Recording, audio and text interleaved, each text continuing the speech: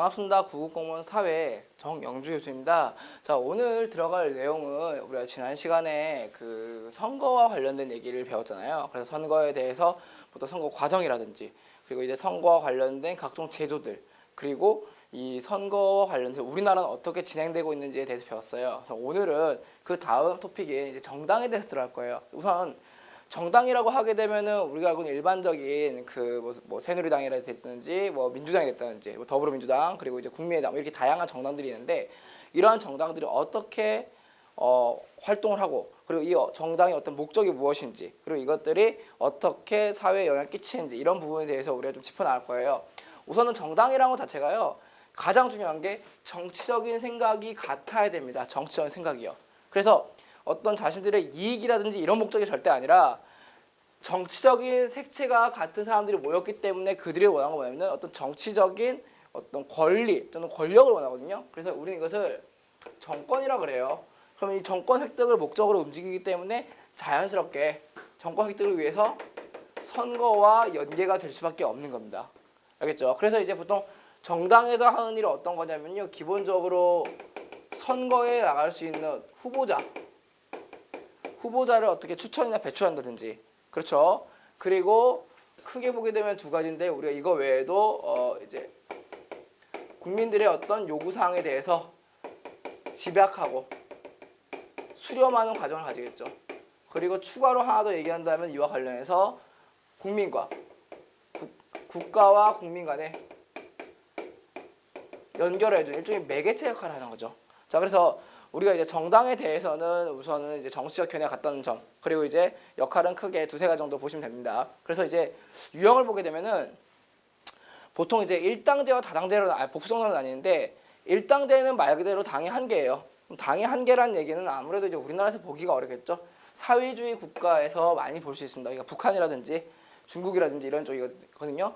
그러면은 이런 경우에는 당의 한계이기 때문에 주변의 경쟁이라든지 어떤 견제 이런 부분들이 없어요. 그럼 그 얘기는 다시 말해서 독재의 가능성이 굉장히 높다는 점을 우리가 좀 짚어볼 수 있겠죠. 자, 그래서 일당제에 반대되는 내용으로 나오는 게 복수정당제입니다. 자, 복수정당제 복수 2개 이상이겠죠. 그래서 이제 대부분 민주주의 국가가 많이 해요. 물론 이제 복수정당제 같은 경우는 다시 2개로 나뉘게 되면은 양당이 될 수도 있고요. 2개요. 그게 아니면은 2개 초과되는 그러니까 3개 이상의 당들이 모이는 다당제 이렇게 또 나뉩니다. 이거는 이제 다시 얘기할 거고요. 그래서 이제 복수정당제 같은 경우는 아무래도 이제 기본적으로 복수 정당이기 때문에 서로 간의 어떤 견제 역할도 될 수 있고요. 그 다음에 정권 획득과 관련해서는 경쟁도 가능해요. 그러다 보니 자연스럽게 평화적인 정권 교체가 가능하다는 점 그렇게 인지하시면 되겠습니다. 자, 다음 들어갈게요. 그럼 양당제와 다당제를 봤을 때요. 우리가 이 2가지 모두 방금 얘기했지만은 그 복수 정당제의 한 부분으로 봐야 되잖아요. 자, 일단 적어둘게요.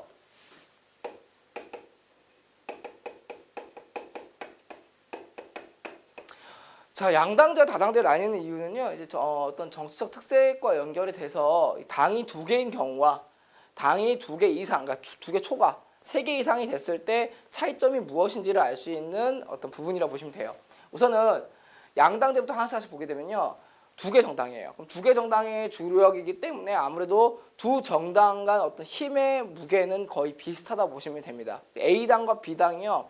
거의 비슷한 힘을 가지고 충돌한다 보시면 됩니다. 자, 그러면은 양당제를 할 경우에는 주로 많이 채택하고 있는 곳이 그러니까 선거 구역이 바로 소선거구제예요.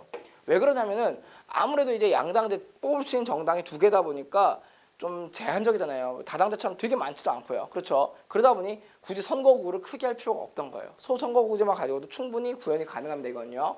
그리고 여기서 만약에 그 힘의 무게가 계속 충돌하는 과정이지만은 좀 특정 정당이 독주를 할 수 있는 어떤 상황도 만들 수 있거든요. 그러다 보니 의석이 과반이 넘어가는 정당도 출연이 가능합니다. 그렇죠? 자, 그럼 이런 양당제의 가장 좋은 점은요. 아무래도 정치적 국면이 안정될 수밖에 없어요. 왜 그러냐면은 여러 정당들이 계속 충돌하고 그다음 과반이 안 돼서 서로 연립하고 이러는 것보다는 비슷한 무게를 가진 두 정당 중 한 정당이 과반을 하거나 아니면 두 정당이 계속 비슷한 힘을 가지고 움직이기 때문에 정치적 국면이 크게 변화되는 건 없습니다. 좀 불안하진 않아요. 자, 그리고 책임 소재가 굉장히 명확해요. 어떤 정책을 했는데 그 정책에 대해서 잘했다 못했다에 대해서 잘했으면은 잘한 대로 못했으면 못한 대로 평가가 들어가는데 그 평가의 소재가 둘 중 하나거든요. 그렇기 때문에 여기서는 아무래도 책임 정치가 좀 가능하겠죠. 그렇죠. 우리나라 같은 경우도 사실은 우리나라는 정당 자체는 다당제에 속하는데 실제로 정치 어떤 행위적 부분 보게 되면 거의 양당제에 가깝잖아요. 그렇죠. 그럼 보게 되면은 우리나라에서는 이제 보통 선거운동할 때 이런 말 많이 하잖아요. 정권 교체라든지 뭐 정권 심판이라든지 이런 말 많이 하잖아요. 이게 바로 여론적 측면도 좀 있거든요. 자, 그리고 정책을 결정하거나 정책을 집행하는데 굉장히 효율적일 수 있어요. 왜냐하면 이제 좀 쉽게 말하면 정당이 딱 두 개다 보니까 합의 상태만 잘 이루어졌다 또는 법안 통과만 잘 됐다면 아무래도 잡음은 없거든요. 자, 이런 장점이 있는데 굉장히 치명적 단점이 있어요. 어떤 거냐면은 바로 선택의 폭이 되게 좁아요. 이게.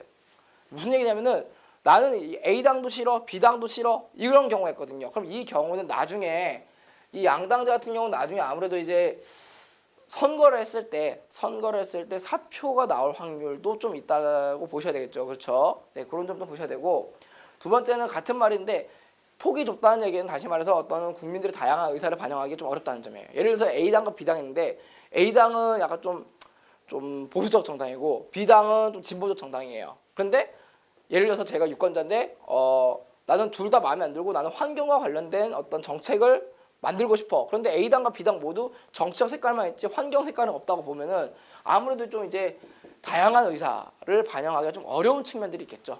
그렇죠. 자, 그런 부분들이 있고요. 그 다음에 양당제에서 가장 좀 아쉬웠던 부분들은 아마 이런 거겠죠. 어떤 거냐면은 양당 말 그대로 정당이 두 개다 보니까 A하고 B하고 대립될 경우에요. 그러면 보통 이제 다당제 같은 경우는 이 경우는 중재라는 게 가능해요. 가운데서 이제 좀 중립적 역할을 하는 어떤 정당이라든지 그런 교섭단체가 있는데 여기는 그게 없어요. 그래서 중재가 좀 쉽지가 않다는 점 이렇게 보시면 됩니다. 자, 그래서 양당제에 대해서 말씀을 드렸고요. 다당제 같은 경우는요 말 그대로 다당이에요. 다 많다는 얘기죠, 그죠? 자, 그래서 3개 이상이다. 그럼 아무래도 이제 선거구가 중선거구제 이상으로 갈 수 있어요. 무슨 말인지 아시겠죠? 그만큼 후보를 내기가 후보가 많아진다는 얘기잖아요. 그렇죠? 자, 그래서 요런 특징의 어떤 다당제로 가게 되면은 가장 눈에 띄는 게 어떤 거냐면 바로 후보가 많기 때문에 또 후보가 많으니까 중선거구제를 하겠죠. 중대선거구제로 가게 되면은 자연스럽게 다양한 인물들이 이제 들어올 수 있기 때문에 의석을 과반수 차지한 정당 출연이 좀 쉽지가 않다. 어렵다. 자, 이렇게 보시면 됩니다. 물론 이제 다당제의 가장 큰 장점은요. 아까 우리가 양당제에서 단점으로 지적됐던 것들이 다당제에서는 장점이 되는 거예요. 바로 선택의 폭이 넓어지는 거예요. 그렇죠? 그리고 두 번째, 선택의 폭이 넓어졌다는 얘기는 그만큼 국민들의 다양한 의사결정이 반영될 수 있다는 점. 그렇죠? 그리고 세 번째는 만약에 아까 말했듯이 A당과 B당의 충돌이 났을 때 C, D, E당을 중심으로 해서 중재가 가능하다는 점도 굉장히 장점으로 부각될 수 있는 부분이죠. 그렇죠? 하지만 다당제 특성상 의석 과반수 정당이 어렵잖아요. 그러니까 요 경우에는요. 어떤 정책에 대해서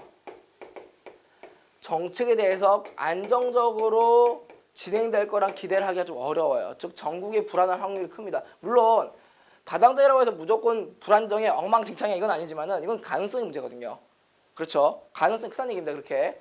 그리고 책임 소재가 굉장히 불명확해요.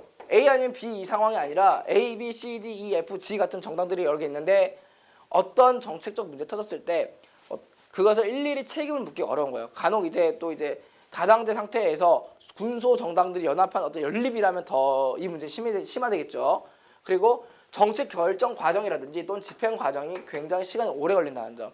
그러다 보니 효율성이 좀 떨어진다는 점도 다당제의 아쉬운 부분으로 지적될 수 있어요. 자, 그래서 양당제와 다당제를 여러분들이 비교하실 때 자동적으로 여러분 좀 눈여겨보실 부분은 장단점을 사실은 기본 세트로 묶으시면 돼요. 얘 둘은 문제가 안 되는데 제가 봤을 때는 이거를 좀 연계돼서 공부하려면은 선거구제하고도 우리가 지난 시간에 배웠던 선거구하고도 연결을 좀 시키시는 게 좀 도움이 되지 않을까 싶어요. 자, 정당 역할 우리가 아까 얘기하다 말았던 거예요. 자, 첫 번째 자, 정당의 가장 큰 역할은요. 이제 선거에 나올 수 있는 대표자를 배출하는 역할이죠. 왜 그러냐면은 정당 자체 목적이 뭐랬어요? 정권을 획득할 건데 이 정권을 가질 수 있는 대표자를 배출해야 될 거 아니에요. 그렇죠? 자, 두 번째는 여론을 모을 수 있습니다. 그리고 여론을 조직할 수 있고요. 세 번째는 정치 사회입니다. 이거 자, 이 부분은요. 뭐 시험에 되게 중요한 건 아닌데 좀 이제 알아두어야 될 얘기들이 좀 많아요. 왜 어떤 거냐면은 정치 사회화 자체가 중요한 건 아닌데 가끔 이게 보기에 나왔을 때 이걸 그냥 스킵하시는 분들이 간혹 있어요. 어떤 거냐면은 정치적인 어떤 이슈라든지 사안들, 뭐 다른 말로 우리 이것을 쟁점이라고 많이 하죠. 자, 이런 것들을 얘기했는데 사람들이 잘 몰라요. 모를 수 있어요. 특히 이제 젊은 유권자 같은 경우는 더 그러겠죠. 왜 그러냐면은 아무래도 이제 정치에 신경 쓰기가 좀 집중적으로 신경 쓸 나이는 사실 아니잖아요. 그렇죠. 다양한 어떤 사회, 문화, 다양한 방면에 신경을 많이 눈이 가는데 정치만 눈이 안 갈 수는 없거든요. 그래서 각종 법안들이 나왔을 때 이것을 이해 못할 경우가 많아요. 그래서 이와 관련돼 가지고 어떤 특정 정치인이라든지 그다음에 정부 관계자라든지 이런 분들이 라디오라든지 TV와 같은 매체에 출연을 해서 이것을 알려주거나 또는 뭐 어떤 시위라든지 그다음 뭐 집회라든지 공청회라든지 이런 곳에 다시 나와서 이러한 이슈를 부각을 시켜줍니다. 이걸 통해서 사람들이 이 정치적인 이슈나 어떤 쟁점에서 이해하고 고민해 볼 수 있는 기회를 만들거든요. 이것 또한 누가 하냐면 정당이 할 수 있는 역할이에요. 그렇죠? 그리고 정부와 국회 그리고 국민을 연결시켜주는 역할, 그리고 정부 권력을 통제할 수 있는 역할. 다시 말해서 정부 권력을 통제하는 얘기는요, 같은 말로는요, 정부 권력에 대해서 협조나 지지도 가능하다는 얘기예요. 그러면은 요거 같은 경우는 주로 야당이 많이 할 거고 요거 같은 경우는 여당이 많이 하는 부분이겠죠. 그렇죠? 자, 그래서 정당의 역할이 이렇다는 점 좀 이해하시면 되겠습니다. 자, 그럼 정당에 대해서 그러면 좀 아쉬운 점, 문제점이 될 수 있는 부분하고 이를 해결하기 위한 방법을 좀 볼게요. 우선 정당을 보게 되면은 뭐 우리나라 같은 경우는 정당이 뭐 다양하지만 가장 큰 문제점이 이제 보통 이건 우리나라 얘기가 아니라 전 세계적으로 똑같은 얘기예요. 어떤 정당이든 일어날 수 있는 부분인데 첫 번째는 민주적이지 않다는 얘기예요. 비민주화가 걸립니다. 자, 그 얘기는 뭐냐면요. 정당에서 이제 보통요. 선거를 하기 위해서 이제 준비를 하잖아요. 그러면 선거 준비를 딱 들어가게 되면은 여기에 대해서 어느 지역에 누가 나설 거야라는 이제 어떤 그 부분이 나오는데 그걸 우리가 공천 과정이라 그러잖아요. 그럼 이 과정에서 이제 자기가 난 이 지역에 관심이 있으니까 내가 열심히 해볼게 이런 사람도 있겠지만은 아무래도 이제 정당 내부에서는 좀 어떤 승률을 올리기 위한 어떤 노력이 필요하잖아요. 그러다 보니 인물 중심으로 갈 수도 있어요. 그리고 위에서 시키는 대로 쉽게 말하면 이제 높으신 그 수뇌부에서 이제 다다닥 시키는 경우가 있겠죠. 자, 그러면 하향식. 자, 이런 공천제 될 수 있거든요. 그럼 이 경우 가장 큰 문제가 뭐냐면 정치 어떤 신인들, 좀 신선한 어떤 얼굴들이 좀 새로운 얼굴들이 나오기가 굉장히 좀 어렵다는 게 있고요. 그리고 이거는 그 지역 주민이 원하지 않는데도 좀 이제 인기가 있다든지 인지도 높다는 이유로 등장해서 이제 좀 정당의 어떤 이익을 만드는 데만 일조하는 것이 아닌가라는 문제점을 좀 이야기할 수 있습니다. 자, 그리고 두 번째는요. 정치 자금이에요. 아무래도 이제 정당을 운영하는 과정에서 국가에서 좀 지원을 해줍니다. 우리는 그래서 국고 보조금이라고 하는데 이것만 가지고는 정당을 운영하기가 좀 쉽지는 않다고 하더라고요. 그래서 이제 정치 자금, 즉 후원금이라든지 또는 이제 뭐 당원비 이런 것들을 내는데 여기서 이게 투명해야 되는데 이게 불투명할 경우가 있습니다. 그러면은 아무래도 이제 선거와 관련된 과정이 좀 혼탁해질 우려가 있거든요. 첫 번째는요, 이와 관련해서 선거 과정이 혼탁해질 수 있다. 두 번째는 어떤 비율적 측면인데 우리가 보통 다 정당을 운영할 때요. 정당을 운영할 때 우리가 흔히 어떤 얘기를 하냐면은 당원비란 게 있어요. 그 당원들이 내는 비용이 있거든요. 당원비가 있고 그리고 특정 개인이나 단체의 후원금 이렇게 운영될 수 있거든요. 그런데 만약에 이렇게 되면은 조금 피곤해집니다. 어떤 얘기냐면은 후원금이라고 하게 되면은 아무래도 당원비보다 많이 들어올 수도 있어요. 특정 기업이나 특정 집단이나 또는 특정 개인이 낼 수 있는 부분인데 요 후원금이 높아지게 되면요. 정당의 색깔을 잃을 확률이 굉장히 큽니다. 다시 말해서 예를 들면요. A라는 정당인데 A라는 정당이 예를 들어서 경제와 관련해 가지고 굉장히 보수적이에요. 예를 들어서 뭐 기업을 중시하고 그 다음에 국가 위주고 이런 식으로 한다 칩시다. 우리가 예를 들어서. 그런데 후원금을 내고 있는 가라는 사람이 A 정당에다가 어마어마하게 후원금을 많이 내줘요. 그래서 A라는 정당이 예를 들어서 당비보다 후원금이 높을 경우에 가라는 사람이 원하는 색채대로 갈 확률이 크다는 얘기예요. 그러면은 정당의 어떤 이념이라든지 정당의 어떤 색깔에 좀 유지가 안 되고, 즉 다시 말하면은 정당의 어떤 주인은 당원들이잖아요. 그 당원들이 요구하는 바를 진행하지 못할 확률이 크다는 얘기죠. 자, 그래서 이런 문제 좀 있다는 점. 그래서 이런 문제 해결하기 위해서는 첫 번째는 정당의 민주화가 제일 필요합니다. 그래서 포인트는요, 가장 윗사람 마음대로 하는 게 아니라 당원 중심. 그리고 이제 상향식 공천제 필요하다. 네, 하향의 반대말이니까요. 그리고 정치 자금, 아주 돈 문제 있으니까요. 당원의 당비로 운영을 하는 게 좋다. 즉, 뭐 후원금이 있으면 좋지만요. 당비보다 후원금이 커서는 안 되겠죠. 자, 요런 그림이 가장 좀 이상적인 그림이라 보시면 됩니다. 우리가 아까 공천 얘기가 잠시 나왔었는데 보통 우리가 이제 책에도 있지만은 공천 관련해서 우리가 많이 얘기하는 게 보통 당원이 중심이 돼서 하는 경선이 있어요. 네, 일종의 공천 어떤 예비 단계죠. 이게 당원 중심의 어떤 어떤 그 경선인데 우리 이것을 이제 다른 말로 이제 코커스라 하거든요. 이걸요. 책에 있는 내용이에요. 자, 이게 있고 두 번째는 이제 일반 국민이라는 게 있어요.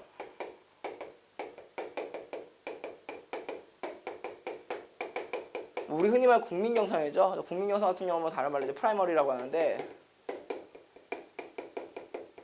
사실 이 부분도 좀 같이 연계될 수 있어요. 그러니까 문제점이나 해결점이 직접적으로 나오는 부분은 아닌데 이게 연계가 된다면 이렇게 될 수 있겠죠. 코커스 같은 경우는 당원들 안에서만 해결되는 경선이다 보니까 사실은 이제 아까 우리가 얘기했지만은 정당의 어떤 색채라든지 정당의 어떤 색깔에 맞는 어떤 후보가 나올 확률이 크다거든요. 좀 우리 이념에 맞는 당의 어떤 이념에 맞는. 그래서 이제 요 부분이 좀 장점이고 그 다음에 이제 어떤 당원들이 주인이다 보니까 당원들의 지위나 어떤 역할 입장이 굉장히 강화되는 장점이 있어요. 하지만 이제 이 경우에는 만약에 좀 대표자를 낼 때 요 당원 경선의 가장 큰 문제점이 뭐냐면은 또 이제 대표자를 내는 과정에서 당원 안에서만 하다 보니까 또 이게 또 인물 중심으로 갈 수도 있는 부분이 있거든요. 자, 그래서 문제가 있고 그리고 이제 국민경선 같은 경우는 아까도 연결되기 가장 좋은 점은요. 그 다양한 어떤 인물들이 등장하겠지만은 대표성이 가장 커요. 국민들이 뽑았다는 뜻이 되니까요. 그래서 이거는 대표성을 부각시키기에는 더할 좋긴 해요. 그렇죠. 자, 그러다 보니까 요런 점은 좋긴 한데 요것도 아쉬운 점이 대표성을 뽑아가지고 후보가 뭐 가라는 사람이 나왔는데 이 가라는 사람이 색채가 정당의 이념이라든지 이런 것들이 안 맞을 수가 있다는 얘기예요. 네, 그렇죠. 이런 부분들이 있습니다. 이거는 방금 문제점하고 직접적 연결은 안 되고 오히려 이제 양당제, 다당제 얘기할 때 좀 나왔어야 되는데 지금 우리가 뭐 당비 얘기도 나오고 공천 얘기도 나오다 보니까 연결돼서 제가 설명을 드린 거예요. 자, 다음 들어갈게요. 자, 이제 이익집단 얘기를 좀 할게요. 자, 이익집단이란 말은요 의미가 제일 중요합니다. 자, 이해관계를 같이 하는 사람들이 만나서 공동의 이익을 실현하는 목적입니다. 자, 그러면 여기서 공동의 이익이란 게 어떤 거냐? 여기서 많이 좀 그거 하시니까요. 자, 그들만의 이익입니다. 자, 그래서 이해관계라면 어떤 거예요? 이게 이해관계 보면은 보통 이제 수능에서요. 수능 칠 때 고등학생이죠. 여기서는요. 고등학생들한테 이해관계를 물어보게 되면요. 보통 이제 1, 2등급 학생들은 잘 얘기하는데 3등급 넘어간 학생들은 이런 얘기예요. 서로를 이해하고 보듬어줘. 그런 거 절대 아니겠죠. 그죠? 뭐 웃자고 한 얘기긴 한데요. 실제 그래요, 애들이. 그러니까 어휘를 좀 잘 봐야 되는데 제가 그래서 강의할 때 어휘를 많이 좀 보는 이유가 이러한 부분들이 좀 있어요. 그래서 이해관계라는 얘기는 쉽게 말하면요. 나에게 이익이 되는지 손해가 되는지 관계입니다. 사람이 가장 어떤 살아가면서 뭐 도덕적 얘기를 하는 건 아니지만 좀 이익이라는 부분을 굉장히 중시하잖아요. 뭐 손해 보고 사는데 되게 좋다고 막 그러진 않잖아요.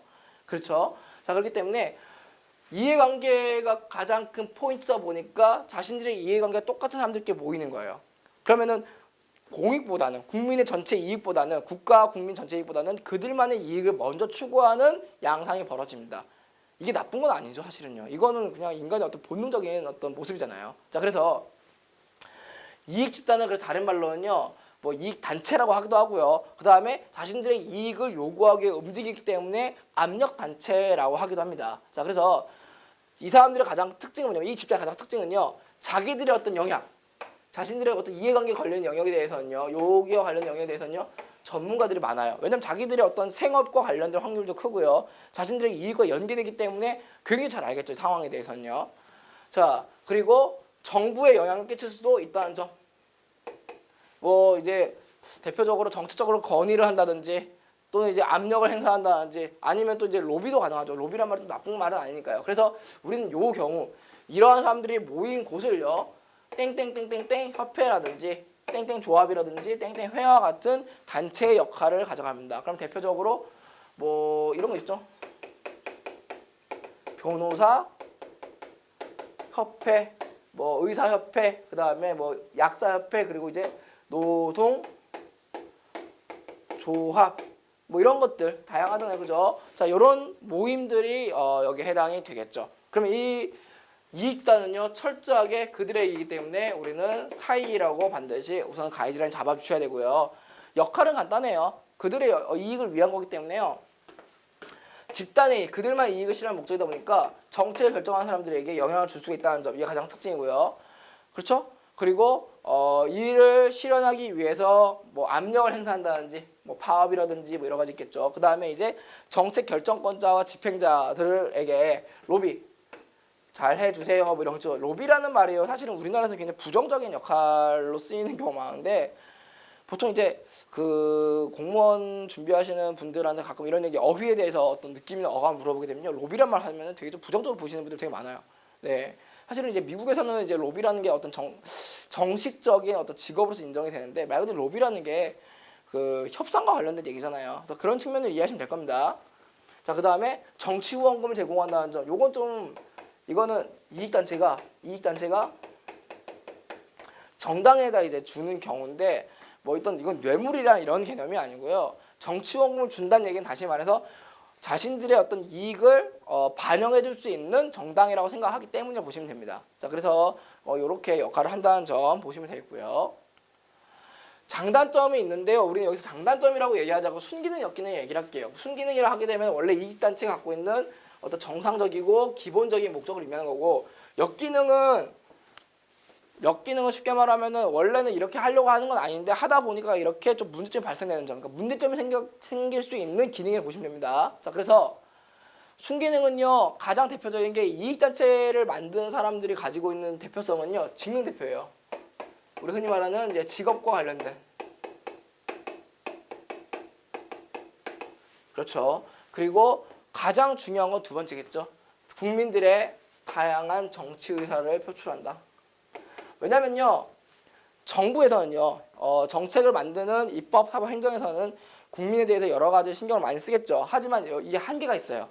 국민들의 다양한 직업군에서 모두 파악할 수가 없단 말이에요. 그래서 특정 어떤 직능 대표라든지 또는 특정 직업군에 대해서 어떤 불만이 생겼을 때 정부가 먼저 이걸 해결을 못 해주기 때문에 먼저 국민들이 의사를 표출한 케이스입니다. 그렇죠. 자, 그리고 정부에 대한 견제 비판도 가능은 하죠. 아무래도 이제 이거는요, 뭐 공익적인 기능이라, 이것 때문에 공익이라 보시는 분도 있는데, 이건 공익이라 보기가 어려운 게요, 정부에 대한 견제 비판은 쉽게 말하면 이런 거예요. 자신들이 어떤 이해관계에서 이제 탈락할 수 있는 과정들을 눈여겨볼 경우에요. 그렇죠. 대표적으로 어떤 예를 들까요? 제가 교육 쪽에 있으니까 한 예를 들까요? 자, 예를 들면요, 이런 거 있습니다. 몇 년 됐죠? 꽤 오래됐을 거예요. 지금 아마 20대 초반 이게 준비하신 수험생 분들 같은 경우는 지금 겪었었던 얘기인데, 원래요, 옛날에 그 우리가 중고등학교 학원 있잖아요, 학원이라는 게요, 막 되게 늦게까지 했었거든요. 그런데 이게 2009년인가? 제가 알기로 이때일 겁니다 아마. 예, 2009년 이후에요. 이제 조례가 제정이 딱 돼가지고 10시, 밤 10시까지로 딱 제한이 딱 걸린 거예요. 네, 그러다 보니까 수많은 학원들이 이제 수업을 더 많이 해준다라든지 뭐 이런 식으로 경쟁도 붙고 뭐 이런 게 있었는데 10시로 제한이 딱 걸려버리니까 여기에 대해서 누가 움직였냐면은 이제 뭐 학원계에 종사하시는 학원 연합회라든지 또는 원장님들이라든지 뭐 이런 분들 같은 경우는 이제 약간 스팀 받겠죠. 근데 이제 당시 이 법을 제정한 이유가 뭐냐면요. 이제 학생들의 중고등학생들의 어떤 수면권이라든지 자 이런 것들을 좀 보장하기 위한 측면이 크거든요. 반면에 이제 요 분들 여기에 협회에 속하신 이제 이익단체들 같은 경우는 아무래도 본인 좀 자신들의 어떤 이익적 측면에서 타격을 입을 수 있다 생각하기 때문에 여기 어떤 정부 정책에 대해서 사실 이거는요 정부 정책이 아니고 이거는 시나 어떤 도의 조례입니다. 이걸 했던 데가 이제 서울이랑 경기거든요. 자 그래서 이러한 정책에 대해서 견제나 비판을 좀 들어가는 케이스입니다. 이런 측면으로 보시면 돼요. 네, 그래서 당시 이제 2009년, 8년 뭐 이렇게 해가지고 학원 원장님들하고 강사분들하고 뭐 저기 뭐 나와서 뭐 집회도 하고 뭐 그랬었거든요. 근데 요거 좀 정확히 아셔야 될 게요. 학원 강사분들은 이 정책을 싫어하지 않아요. 절대로 되게 좋아해요. 왜냐면 열심히 본인들은 퇴근할 수 있잖아요. 그렇죠. 이거는 제가 여기서 말하기 좀 그렇지만 원장님들이 되게 좀 싫어했던 정책이에요. 자 그리고 역기능 볼까요? 역기능은요 아무래도 이제 그 이익집단 자체가 그들만을 위한 정책이에요. 그래서 요 과정 있죠. 정치 의사를 표출하게 되고 견제 비판하는 이런 충돌적 과정이 있는데 이게 충돌하는 대상이 누구냐면은 다른 기능이면 상관없는데 공익이랑 충돌하게 되면 굉장히 이거는 역기능으로 들어갑니다. 그렇죠. 그래서 집단 간 이익을 충돌했을 때 또는 그들끼리 충돌했을 때도 있고요. 그러다 보면은 영향력에 대해서 큰 이익단이 좀 우선이 된다는 점. 그러니까 이거는 다른 거는 볼 거 없는데요. 저는 이걸 좀 봤으면 좋겠어요. 역기능의 가장 큰 문제점은요. 공익과 충돌이에요. 왜냐하면 이게 사익을 중시하는 그들만의 어떤 협회라든지 문제점이니까요. 간혹 여기에 관련된 게 어떤 거겠어요? 그 되게 옛날 얘기지만 저기 의사 약사와 했었던 의학 분업들 이런 부분들 때문에 그 한 되게 오래됐죠. 한 10년 넘었죠. 의학 분업과 관련해서도 아주 옛날에 제가 초등학교 때 중학교 때만 하더라도 병원에서 다 해줬었거든요. 의학 분업이 안 돼 있었 시대니까. 근데 이제 의학 분업이 된 이후부터 이제 진료는 의사에게 약은 약사에게로 나뉘었지만은 이 과정에서 이제 특정 단체들 같은 경우는 불만을 가지고 이제 뭐 진료를 거부한다든지 이런 일이 있었겠죠. 그러면 아무래도 피해는 누구한테요? 국민들에게 고스란히 돌아가는 문제점이기 때문에요. 자, 이런 것들도 우리가 이제 역기능의 한 측면으로 이해하시면 되겠습니다. 자, 시민단체 볼게요. 자, 시민단체는요, 가장 중요한 건 딱 두 가지입니다. 시민단체예요. 즉, 공익 실현을 목적으로, 그러니까 모두를 위한 겁니다. 시민이라는 개념 자체가 전체를 의미하잖아요. 그죠? 대중이니까요. 그리고 자발적이라는 점. 자, 요 두 가지가 가장 중요해요. 그래서 시민단체가 추구하는 가장 큰 특징은요 크게 5가지인데요. 첫 번째는 방금 얘기했지만 공익성, 모두를 위한 거고요. 두 번째는 시켜서 나온 게 아니라 강제가 없는 자발성이에요. 세 번째는 어떤 금전적인 이익을 추구하는 게 아닌 비영리성. 네 번째는요 아무래도 이제 공익을 추구하다 보니까 특정 정권이라든지 특정 당파와 연결이 안 됩니다. 즉 비당파성이에요. 그리고 마지막으로는 정부에 대해서도 정부 기구가 아니잖아요. 그리고 이제 정부를 위한 일도 아니에요. 오히려 정부를 견제했으면 견제했죠. 자 그러다 보니까 비정부성. 자 이렇게 구분됩니다. 그래서 시민단체가 생겨나게 된 계기는요. 아주 옛날부터 시민단체가 있었던 건 아니고요. 공익 실현을 목적으로 움직였다는 얘기는 당시에 사회 안에서 각종 시민 생활과 관련된 다양한 문제점이 있었다는 얘기거든요. 거기에 그 부분에 대해서 인지하고 변화가 필요하다고 느꼈을 때니까요. 최근에 이런 것들이 많이 생긴 거예요. 그래서 환경, 소비자, 인권, 어린이, 여성, 의료, 국제 이렇게 다양하게 좀 우리 생활에 많이 퍼져 있다는 점 이렇게 이해하시면 되겠습니다. 자, 역할 보게 되면요. 역할은 우선은 과거에는 이 시민단체가 나왔을 때 주로 이제 어떤 정책의 어떤 견제 비판 이 부분을 중심으로 많이 나왔었거든요. 자, 그러다 보니 당시에는 좀 정치 중심 역할이 강했는데 오늘날에는 정치만 가지고 보는 게 아니라 경제라든지 환경이라든지 여성, 인권, 의료, 서비스 등 다양한 영역을 확장을 합니다. 자, 그래서 이와 관련돼서 활동이 확장됐다는 점 하나, 그 다음에 여전히 정부에 대한 견제 비판을 한다는 점, 그리고 공익 실현을 목적으로 한다는 점, 이렇게 이해하시면 되겠고요. 물론 아쉬운 점이 있어요. 가장 아쉬운 점은요, 시민단체들을 딱 보게 되면 시민단체가 원동력의 시민이 돼야 되는데, 그 원동력이 시민이 아니라 좀 명만 가려져. 이름이 유명한 사람, 그러니까 우리 흔히 말해서 이제 유명인사죠. 유명인사 중심의 시민단체거든요. 그렇죠. 대표적으로 사실은 좀 직접적 얘기하기 좀 그럴 부분이지만 제가 느낀 바를 얘기하면요, 아름다운 재단이라고 있어요. 아름다운 재단도 이제 시민단체로서 역할인데, 저는 아름다운 재단을 누굴 통해서 알았냐면은 박원순 시장을 통해서 알았거든요. 다시 말해서 지금 박원순 시장 아저씨가 시장 역할을 하고 있기 때문에 아름다운 재단은 좀 역할을 덜 할 거예요. 그러니까 그분이 시장이 된 이후부터는 저는 아름다운 재단에 대해서는 인지를 잘 못해요. 그렇죠. 다시 말하면은 현재 시민단체 아쉬운 점 중 하나가 뭐냐면요, 이런 유명인사가 아니면은 좀 시민단체로서 역할을 하기가 좀 어렵다는 점이 있고요. 두 번째는 재정이 대부분 취약해요. 왜냐하면 시민들이 자발적으로 움직이다 보니까 후원금이라든지 이런 부분들이 또 잘 들어오는 케이스는 아닌 것 같아요. 보니까. 그래서 외부 의존도 좀 높다는 점 보시면 되고요. 그리고 합리적인 대안 제시가 사실 좀 어렵습니다. 이거는 이제 여러 가지 이유가 있지만요, 목적 자체가 공익이라는 것이 목적이지, 공익을 추구하기 위해서 어떤 방식이든 대안을 제시하는 게 정해진 건 아니거든요. 대안이 여러 가지다 보니까 대안 간 충돌이 되게 심해요. 요건요. 자, 그래서 합리적 대안 제시가 어렵다는 게 이 부분이고요. 그리고 네 번째가 이제 여기는 이익 집단이 아니라 시민단체예요. 공익이라는 부분만 보다 보니까 전문적인 입장이 좀 가미가 좀 덜 됩니다. 이 부분 좀 해결하기 위해 노력을 많이 하거든요. 자, 그래서 전문성이 낮다는 점, 이 문제점인데, 요걸 해결하기 위해서 이제 시민 중심의 단체가 돼야 되고요. 그 다음에 회원들의 의존도 높아야 된다는 점, 그렇죠? 그리고 이제 합리적 대안 제시가 필요하고요. 전문성도 높여야 되고요. 자, 이런 부분들을 우리가 눈여겨 보실 필요가 있습니다. 자, 그래서 교재 보면 이렇게 도표로 되어 있는데요. 지금 우리가 이야기로만 들었을 때 눈이 잘 안 가는 부분들은요, 이런 식으로 좀 정리를 좀 하시면 될 것 같습니다. 특히 눈여겨봐야 될 부분이 어디냐면요, 이익 집단만, 그렇죠, 개인적 이익이고요. 이거는 공익이라는 점, 정당이 공익이고요. 그 다음에 이제 시민단체도 공익이라는 점, 요걸 좀 기억하셔야 될 거예요. 그래야 이제 좀 눈여겨 볼 수 있는 부분들이 있거든요. 그리고 정당 같은 경우는 특이하게 정치적 책임이 있다는 점, 이 부분 좀 눈여겨 보시고요. 그리고 나머지 뭐 이 정책 결정 영향을 끼친다든지 또는 여론을 만든다는 이 부분은요, 다 똑같다는 점 그렇게 보시면 되겠습니다. 자, 여론 갈게요. 자, 여론은 쉽게 말하면 다수의 어떤 공통적인 구성적 의견이에요. 그러니까 쉽게 말하면 예를 들면 이런 거죠.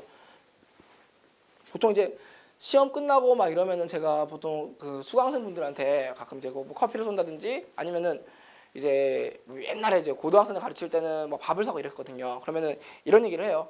자, 짜장면이나 짬뽕 좀 골라봐 그랬는데, 짜장면이 10명이고 짬뽕이 한 이제 4명이에요. 16명 기준으로. 한 명은 또 특이하게 뭐 팔보치 이런 얘기 하나 있겠죠.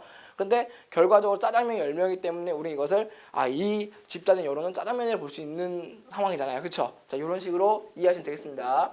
자, 그런데 여론은 왜 중요하냐면요, 여론은요, 정치적인 어떤 결정이라든지 자, 이런 부분에 대해서 반영 가능성이 굉장히 높다는 점이에요. 이걸 우리가 알 수 있는 게 선거잖아요. 선거에 영향을 끼치는 게 여론이잖아요. 그렇죠? 자, 형성 보게 되면요, 우선은 여론은 형성되는 조건은요, 언론이 가장 커요. 언론의 어떤 보도라든지 언론에서 취해주는 르포라든지 이런 것들 통해서 좀 우리 알 수 있고요. 그 다음에 출판이요. 어떤 책이라든지 간행물을 통해서 우리가 알 수 있고요. 그리고 집회에서 마찬가지고요. 그렇죠. 그렇기 때문에 여론을 만들기 위해서 가장 중요한 거는 언론, 출판 이런 게 중요하지만은 그 바탕에는요, 이런 것들을 할 수 있는 어떤 기본적인 자유가 필요하다라는 점 기억하시면 되고요. 그 다음에 이런 언론을 형성하는 집단들은요, 정당이라든지 이익단, 시민단체가 또 우리가 아까 배웠던 비공식적인 이런 부분들, 그리고 언론 전문가도 포함이고요. 그리고 이제 각종 조사라든지 보도라든지 공청회라든지 자, 이런 것들 통해 가지고 여론을 파악할 수 있다는 점, 자, 이렇게 이해하시면 되겠습니다. 자, 여론 유형은요, 크게 두 가지예요. 이건 굉장히 쉽습니다. 자, 하부형이 있고 분산형이 있는데요. 하부형은 말 그대로 어느 한쪽이에요. 매우 찬성이 되거나 매우 반대하는 둘 중 하나예요. 이런 식이거든요. 그러면은 이 점은 가장 좋은 게 정치적 합의 도출이 빨라요.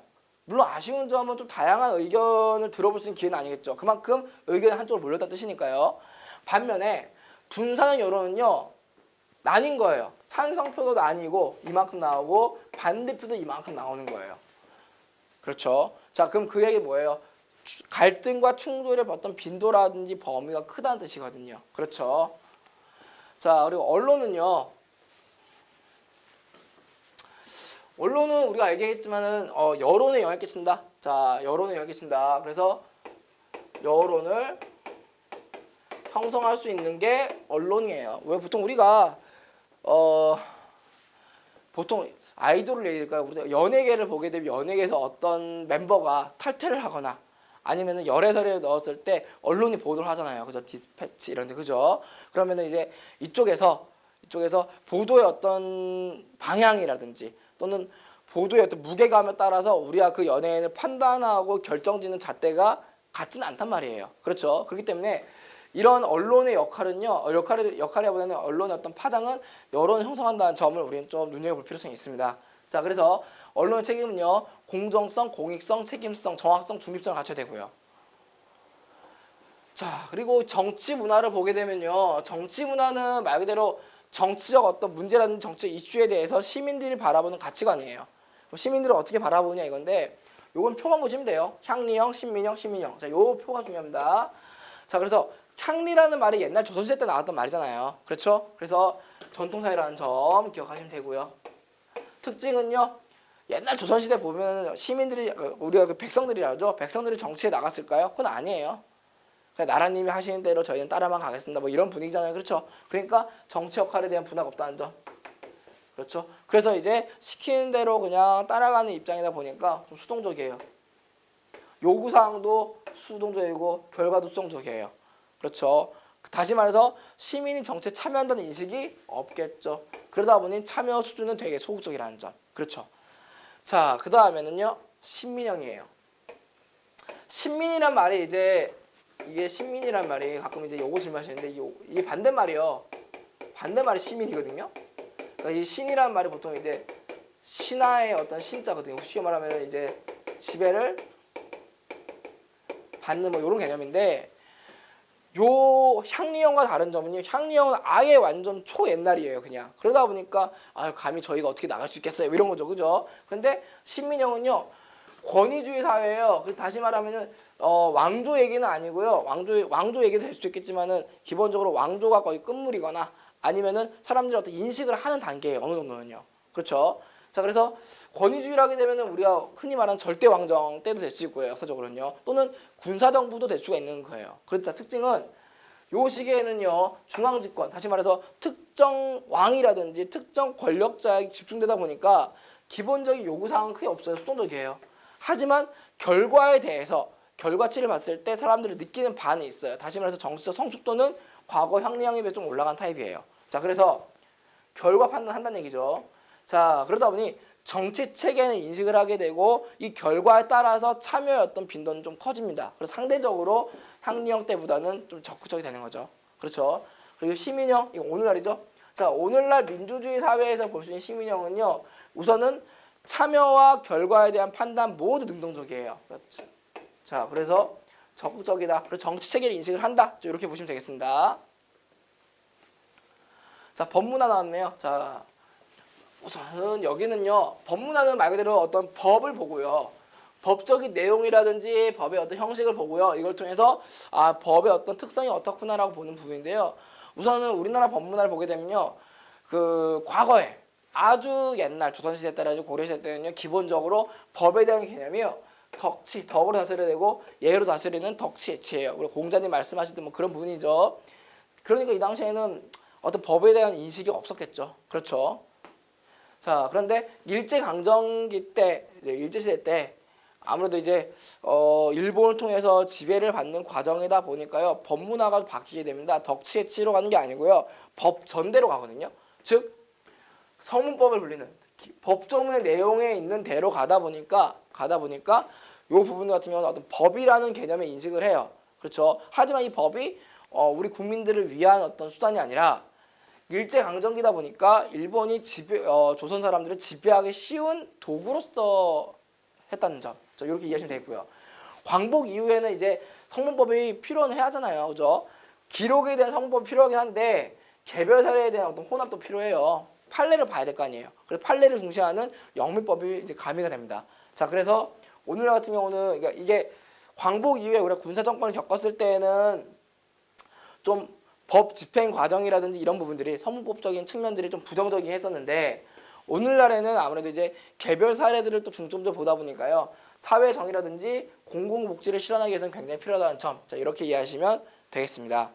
자, 그래서 지금 토픽 30까지 진행이 됐고요. 자, 내용 끝났거든요. 그래서 우리가 이걸 통해서 정치와 관련돼서 1단원을 끝냈었고 2단원 같은 경우는 우리가 이제 지금 6강째인데 이걸 통해서 우리가 참여의 방식, 선거라든지 그리고 참여한 주체들, 정당, 시민단체, 20단 이걸 배웠고요. 그리고 이제 정치 문화가 어떻게 만들어지고 발달되는지 배웠습니다. 그래서 이 부분에 대한 종합 문제 이제 열심히 푸시고 또 개념 정리 완벽히 하시면은 정치 부분은 상당 부분 이제 종료가 되었고요. 다음 시간부터는 이제 우리가 3단원을 볼 수 있는 부분이 이제 헌법이거든요. 헌법을 좀 차근차근 진행해 나가는 어떤 준비 기간이 되었으면 좋겠습니다. 자, 강의 들으시느라 대단히 수고 많으셨습니다. 감사합니다.